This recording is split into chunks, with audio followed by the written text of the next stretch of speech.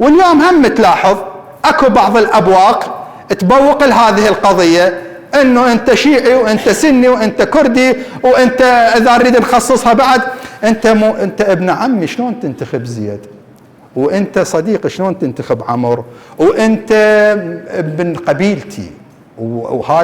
وهاي القبليه للاسف الشديد ما اخذ مجرى.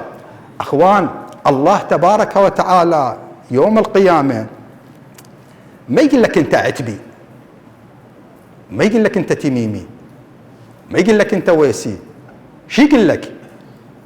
تسمعني؟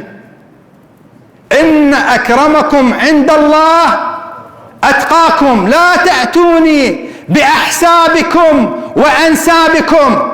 طيني بعملك، شنو عملك؟ انت عملك ساندت الفاسد، يوم القيامة 4 سنوات يسجل عليك مساند الى الفاسد. ساندت الصالح، يوم القيامة إن مكناهم في الأرض أنت مشارك في هذا العمل الصالح. لذلك أخوان، خلينا نبتعد ابتعاد كلي وننظر